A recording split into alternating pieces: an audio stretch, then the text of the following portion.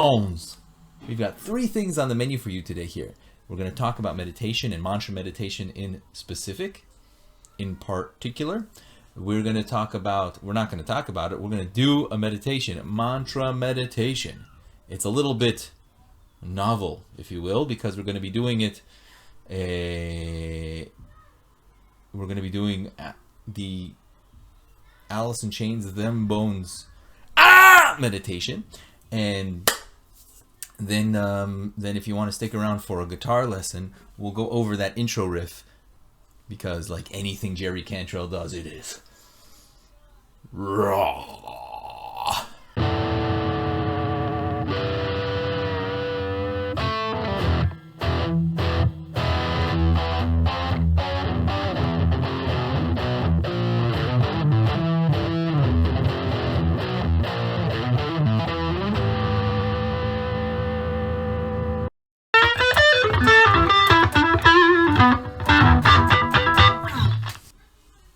We're talking today about meditation.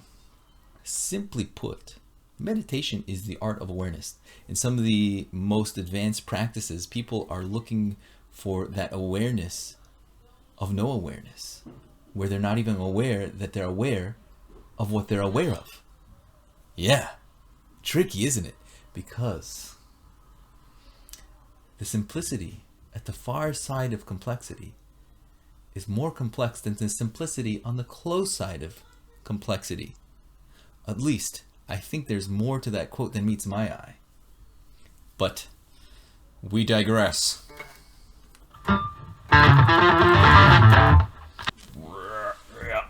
Might as well get comfortable over here. No, let's not get comfortable. Let's get relaxed. I did this meditation with a group of local high school students. And the best question I got was, hey, aren't you supposed to be relaxed when you're meditating? And I said, aren't I relaxed though? And I'm pretty sure I was at the time. I mean, you never know, because there's so much life that comes and rips you apart with anxiety. It can be gruesome at times. So anyways, we do this meditation stuff to enjoy that anxiety, to enjoy the stress, to enjoy the bittersweet ups and downs of life. And that's what I told her. Because relaxation is not necessarily per se comfort. Relaxation is not necessarily relaxed. It's not restful per se. Relaxation is not relaxation. It's like awareness without awareness. Relaxation without relaxation. So if you want to be relaxed, don't worry about whether or not you're relaxed. And that's the whole point of this. Because we're taking this seemingly stressful sound, this primal cry that Lane Staley cries out in the introduction to Them Bones. And if we want to get into it, we want to get into it. If we look at the lyrics throughout the song, I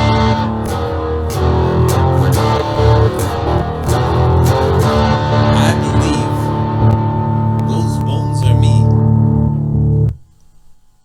Some may say we're born in the grave. I'm so alone.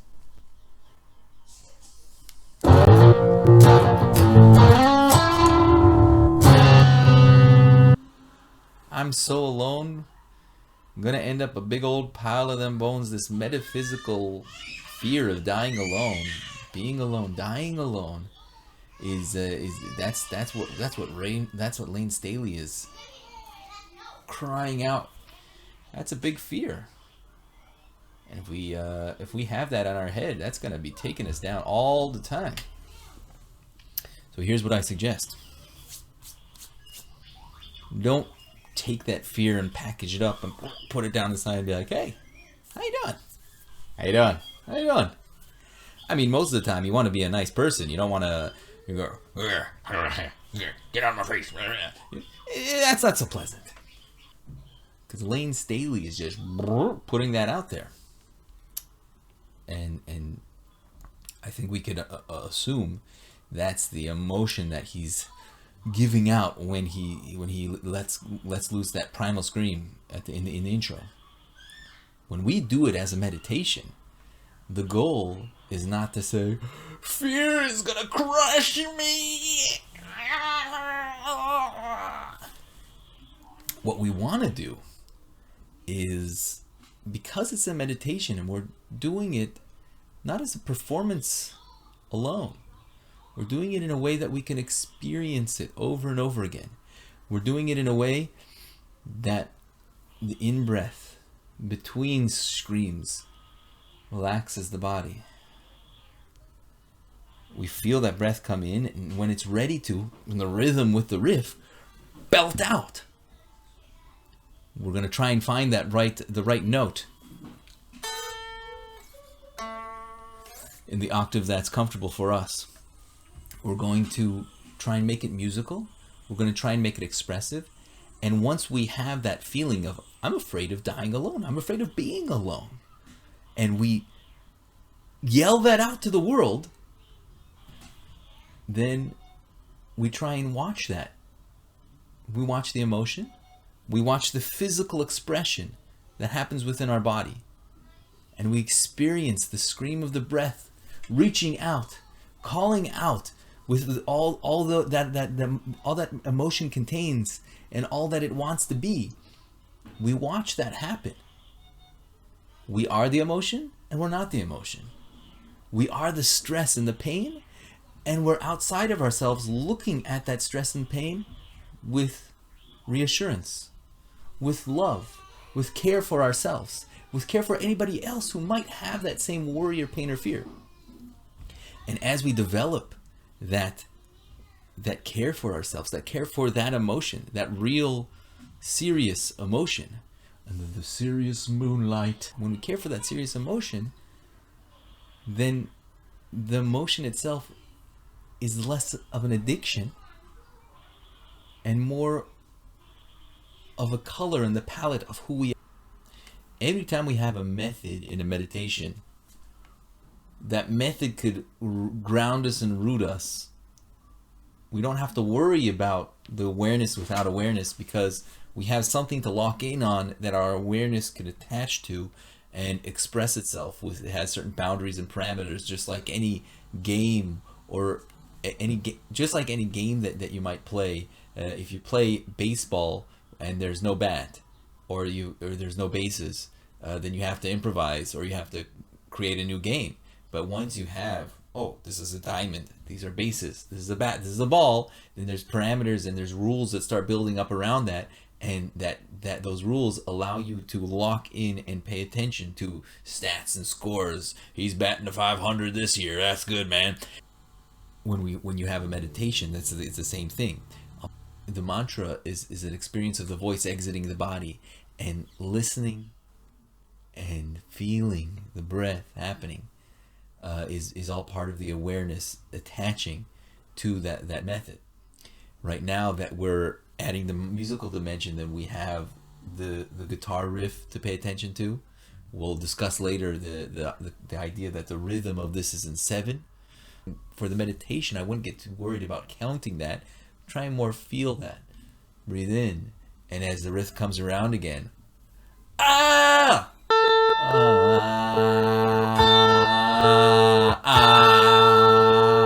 And that's the pitch we want to go for. You should know that if you're doing this with a recording with Alice in Chains, so the whole thing is tuned down a half step. It's a little bit lower. I'm in a more standard tuning, although still with that grunge low drop D. So now that we're doing the meditation with the Alice in Chains riff, we have the music creeping in. We have the idea of the message of the song, the feeling, that loneliness, that pain, that suffering. That's being expressed with each primal scream when pushing out there. We have different parameters, different guides, different rules to play with that our awareness can attach to. You can position yourself in different ways, just like the method gives structure to the awareness. A certain posture will also give structure to the awareness, because if we sit upright in a way that the body doesn't distract the mind, then there's more of a clear playing field for the mind to attach itself with awareness. There are certain principles that we will cover in other videos that how to do that, but the best you can do is sitting in a relaxed upright position. You can do it lying down, you can do it standing up. Right now I'm not doing any fancy lotus flower legs, but the fact that I have a tripod in each leg, each of my legs are active, pressing with the muscles in the legs, not flexed, but just pressing, accepting the weight of the body. And the third point of the tripod, where I'm sitting down, allows the upper body to kind of freely stand upright. This is the tone that we're going to be.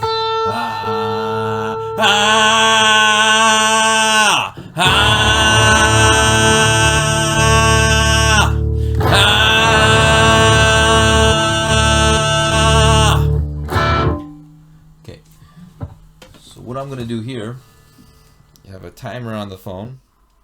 I'm going to go for 2 minutes. It's always good to give yourself an external structure that you're not deciding, oh, I'm going to do it on this. So you can set it for 2 minutes. You can set it for 1 minute. You can set it for an hour. Okay, so I'm going to do this for 2 minutes.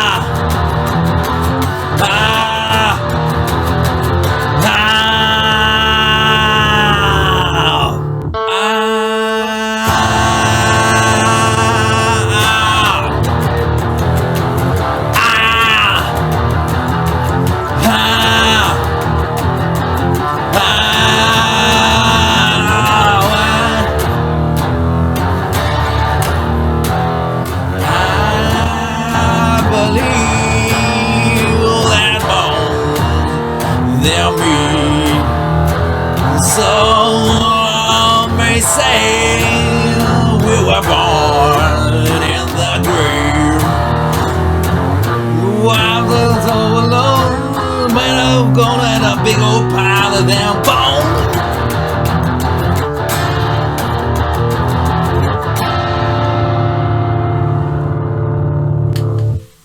Rock on, relax on, be aware, don't be scared.